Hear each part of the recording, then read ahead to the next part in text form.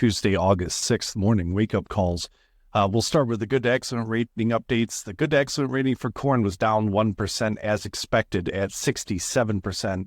That does keep it still well above the 5-year average, and that change in good to excellent shouldn't be enough to change anyone's thoughts on yields here short term. Over in beans, a little bit of a surprise there. The good to excellent rating was up 1% at 68%. It's likely that most in trade expected that to be steady or down 1%. So that may have added a little bit more pressure in overnight trade in beans. Other analysts are updating their yield estimate numbers for next week's report. The latest update that we saw from one analyst group was 183.1 for corn and 53.1 for beans. Those are numbers that we can personally agree with here. A small yield increase, most of that you can already see is pre-factored into price. A corn yield around 183 as that estimate came out would suggest around $4 for a fair value.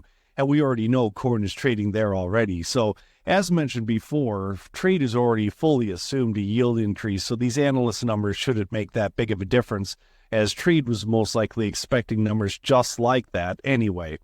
So all three grains have a similar situation where you have something bearish to hold back price, and you have fund short covering, which is added support, especially like we saw yesterday.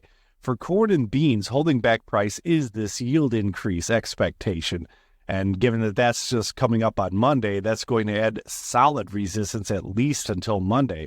So we are seeing fund short covering. There were clear signs of that yesterday. We will see if we get it again today after 8:30. But even if they are aggressive short covering, there will be quite a few sellers there to prevent any significant bounces in those markets. Again, at least until Monday's report. And with trade expecting a yield increase, if yield happened to be left alone, then it would be supportive. But pretty high odds on seeing a yield increase there. For wheat, same two things. You do have fund short covering, but what's holding wheat back is seeing overseas wheat trade at near year-long lows.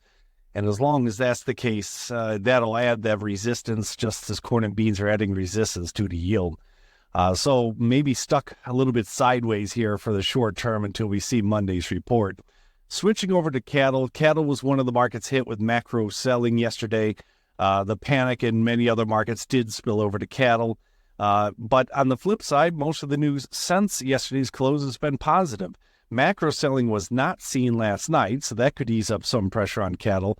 Also, boxed beef was up 417 choice and 289 select. That puts boxed beef up to levels not seen since July 16th.